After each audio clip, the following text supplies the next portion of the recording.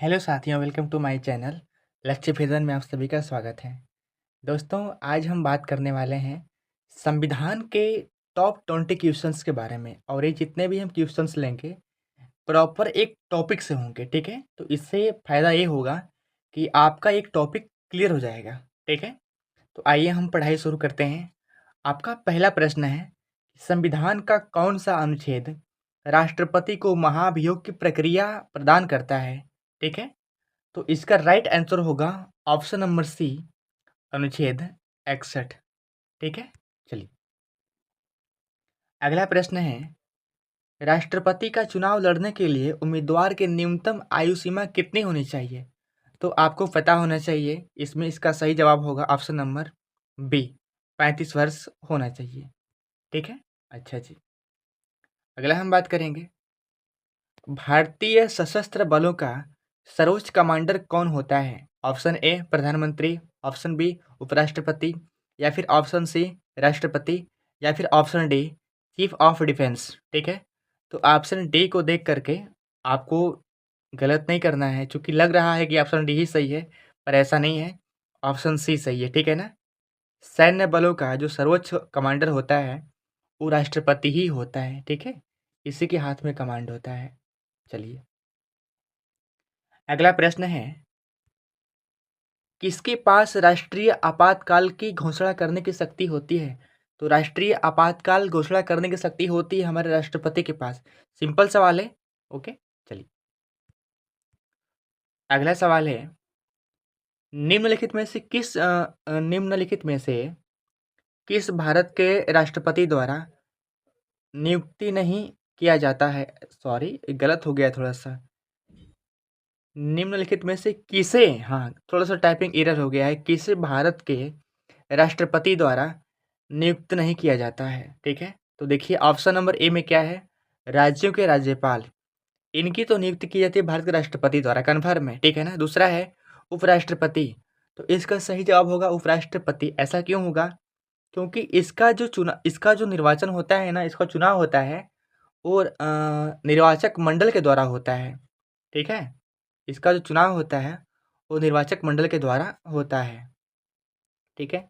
आगे बढ़ते हैं हम।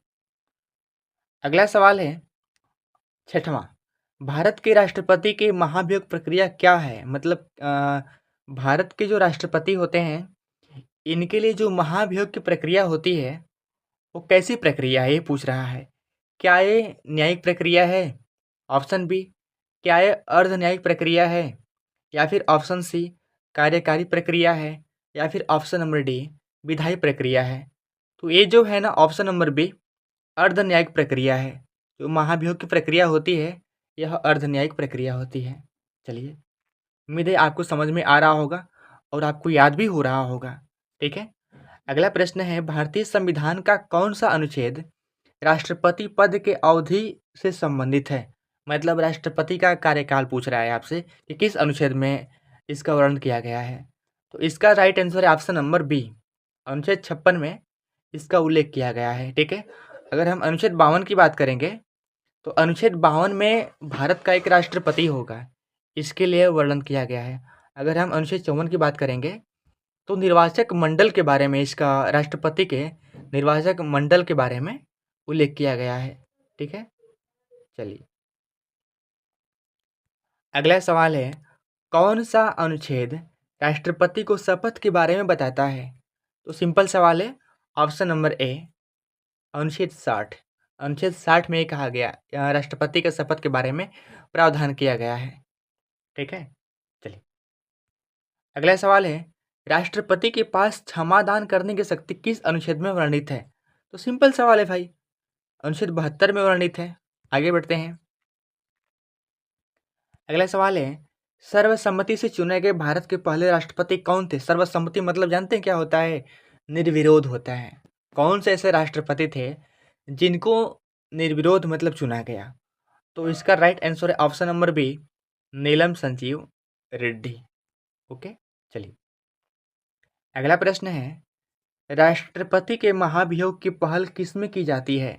लोकसभा में, या फिर राज्यसभा में, या फिर संसद के किसी भी सदन में, या फिर दोनों सदनों के संयुक्त अधिवेशन में। तो सोच समझ कर बताइएगा। इसका जो राइट आंसर होगा, जो राष्ट्रपति के लिए महाभियोग की प्रक्रिया है ना, पहली बात ये अर्धन्यायिक प्रक्रिया है, ठीक है, और इसे संसद के किसी भी सदन में लाया जा सकता है। तो आप इसको ध्यान दीजिएगा। अगला सवाल है, भारत के निम्नलिखित राष्ट्रपतियों में से किसने संविधान के 100वें संशोधन को स्वीकृति प्रदान की? ठीक है, तो इसका जवाब बताइएगा आप। Option number A Ramnath Kovind, option number B Pratibha Singh Devi Patil, और option number C Pranab Mukherjee, option number D APJ Abdul Kalam. तो इसका राइट आंसर होगा option number C Pranab Mukherjee. ठीक है, चलिए अगला सवाल है, भारत के राष्ट्रपति के निर्वाचन मंडल में कौन शामिल नहीं होता है? बहुत अच्छा सवाल है। भारत के निर्वाचन मंडल में कौन शामिल नहीं होता है? तो आप इससे पहले ध्यान दीजिएगा कि जो भारत का निर्वाचन मंडल होता है, किस अनुच्छेद में इसका वर्णन किया गया है? अनुच्छेद नंबर 54 में इसका वर्णन किया गया है। ठीक है, अगर फास्ट हो ज़्यादा तो बताइएगा, हम थोड़ा स्लो बोलेंगे। ठीक है, क्योंकि थोड़ा सा स्पीड बढ़ाना पड़ेगा हमें। हम चाहते हैं कि कम टाइम में आपको ज़्यादा मटेरियल दिया जाए। ठीक है, चलिए तो ऑप्शन नंबर ए देखिएगा, लोकसभा एवं राज्यसभा के निर्वाचित सदस्य, हाँ ये तो भाग लेते हैं। ठीक है ना, ओके। अगर बी को हम देखें तो दिल्ली एवं पुदुचेरी के निर्वाचित सदस्य, हाँ ये भी भाग लेते हैं। लेकिन कहीं भी ऑप्शन नंबर सी, क्या इसमें है कि राज्यों के विधान परिषद के निर्वाचित सदस्य ये भाग नहीं लेते हैं। ठीक है, इसको ये भाग नहीं लेते हैं राष्ट्रपति के चुनाव में। चलिए अगला सवाल आपका है, वित्त आयोग का गठन कौन करता है? वित्त आयोग का गठन कौन करता है? कौन करता है? प्रधानमंत्री करता है, या फिर राष्ट्रपति करता है, या फिर वित्त आयोग के अध्यक्ष करते हैं, या फिर उपराष्ट्रपति करता है? राइट आंसर है वित्त आयोग का जो गठन होता है ना, ये राष्ट्रपति करते हैं। ठीक है, चलिए अगला सवाल है, राष्ट्रपति संसद का अभिन्न अंग होता है, यह किस अनुच्छेद में वर्णित है?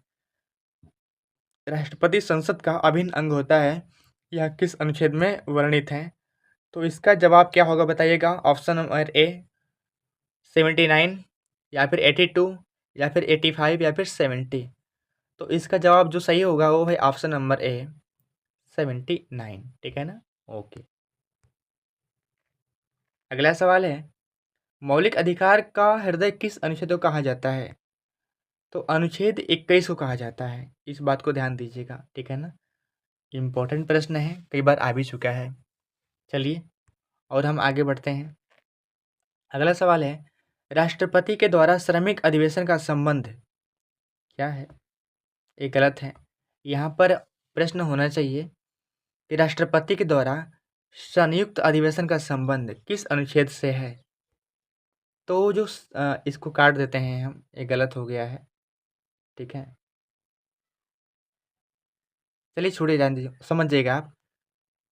तो इसका जो सही जवाब होगा वो है ऑप्शन नंबर बी 108 में राष्ट्रपति के द्वारा संयुक्त अधिवेशन का मतलब संयुक्त अधिवेशन के विषय में बताया गया है। समझ जाइए ऐसे आप, ओके। चलिए 18वां सवाल क्या है, राष्ट्रपति द्वारा राज्यसभा में कुल 12 सदस्य को मनोनीत किया जाता है, यह किस अनुच्छेद में वर्णित है? ऑप्शन नंबर ए है अनुच्छेद 80, ऑप्शन नंबर बी अनुच्छेद 82, ऑप्शन नंबर सी अनुच्छेद 79, और ऑप्शन नंबर डी अनुच्छेद 53। तो अभी तो आप पढ़े हैं कि राष्ट्रपति जो राष्ट्रपति होता है ये संसद का अभिन्न अंग होता है। ये आर्टिकल 79 में है, तो 79 तो होगा नहीं। देखिए राज्यसभा के बारे में बताया गया अनुच्छेद 80 में, तो इसका राइट आंसर होगा ऑप्शन नंबर ए 80। ठीक है, चलिए अगला सवाल है, वार्षिक बजट या आम बजट का उल्लेख किस अनुच्छेद में किया गया है? तो वार्षिक बजट या फिर आम बजट, इसका उल्लेख किस अनुच्छेद में किया गया है? तो इसका जो सही जवाब होगा वो होगा ऑप्शन नंबर सी 112 में। अगर हम अनुच्छेद 110 की बात करेंगे तो इसमें तो धन विधेयक है। अगर हम 123 की बात करेंगे तो इसमें राष्ट्रपति के द्वारा अध्यादेश मतलब जारी करने की शक्ति होता है। अध्यादेश के बारे में इसमें मतलब बताया गया है। ठीक है, और चलिए आगे बढ़ते हैं। और अगला सवाल है, वित्तीय आपातकाल का उपबंध किस अनुच्छेद में है? तो वित्तीय आपातकाल का जो उपबंध है ये अनुच्छेद नंबर 360 में है, ठीक है ना। तो 352 में क्या है? 352 में राष्ट्रीय आपातकाल का के बारे में बताया गया है, ठीक है। अनुच्छेद अगर 356 की बात करेंगे तो 356 में राष्ट्रपति शासन के बारे में बताया गया है। चलिए और हम आगे बढ़ते हैं।